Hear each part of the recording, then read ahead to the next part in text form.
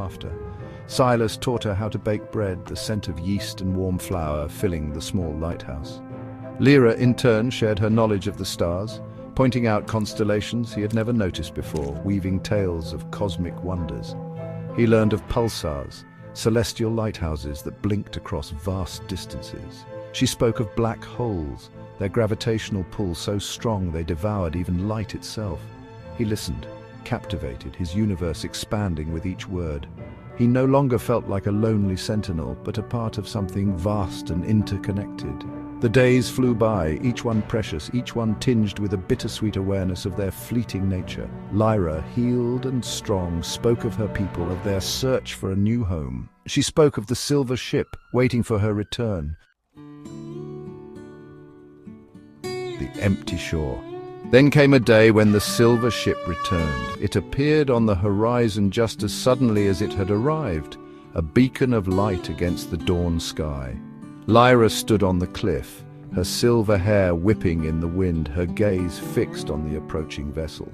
Silas stood beside her, his heart a lead weight in his chest. He knew this day would come. He had known it from the moment he carried her unconscious from the silver boat, yet knowing did little to soften the blow of her imminent departure.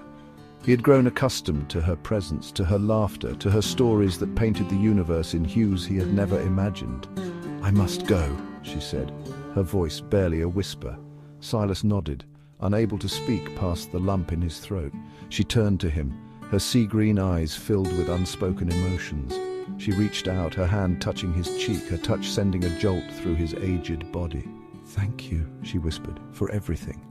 And then she was gone, running towards the shore, towards the silver ship that awaited her. Silas watched as she boarded, the vessel lifting off the ground, rising into the sky like a silver bird. He remained on the cliff, a solitary figure against the vast expanse of sea and sky, until the silver ship was nothing but a distant point of light, swallowed by the dawn. The universe in a grain of sand.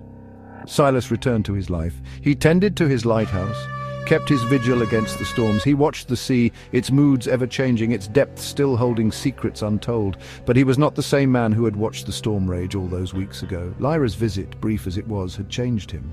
The lighthouse, once a symbol of his isolation, was now a beacon of hope, a reminder that even in the darkest of nights there is always light to be found. He looked at the stars, no longer strangers but familiar companions, each twinkle a reminder of the vastness of the universe and the infinite possibilities it held. He carried the memory of Lyra with him, a treasure more precious than any earthly possession.